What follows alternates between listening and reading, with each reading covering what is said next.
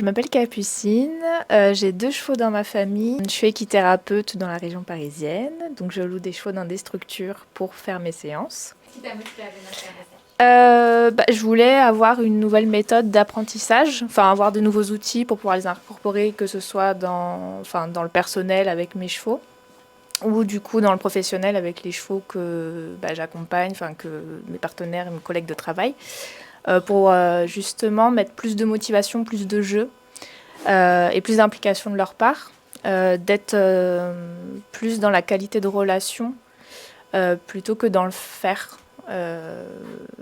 Et plus d'initiative, plus de motivation de leur part, quoi. Voilà. Et du coup, est-ce que tu repars de ces 2 jours avec des clés, des outils pour Ouais, faire tout ça? ouais, des clés que je vais utiliser, enfin voilà, des petits outils, des petits trucs qu'on a vus, que je vais certainement réincorporer dans le cadre personnel et professionnel. Voilà.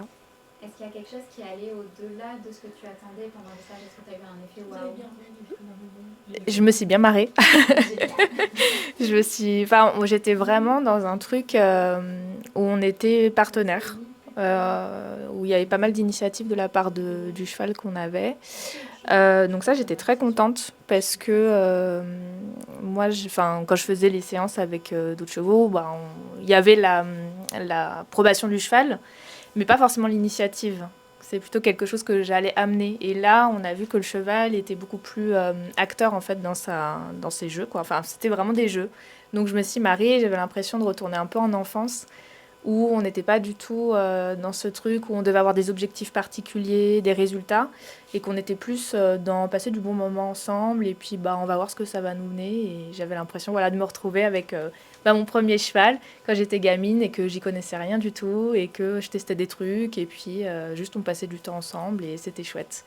Donc voilà, c'est ça m'a fait un peu retourner en enfance. Si tu dois retenir une chose de ce stage, de ces 2 jours, ce serait quoi? Si je dois retenir quelque chose, que c'était du fun, Ok. voilà, Super. juste du kiff, c'était chouette. Et puis plein d'outils à réutiliser, et puis la volonté aussi d'approfondir encore, et voilà. Et si quelqu'un hésite à faire le stage, qu'est-ce que tu pourrais lui dire? Pas de pas hésiter. Et puis dans tous les cas, ça peut pas faire de mal. Donc quel que soit le niveau, quel que soit le statut, si c'est quelqu'un qui est propriétaire ou si c'est un professionnel, de le faire et de garnir un peu sa boîte à outils pour prendre ce qui est bon à prendre.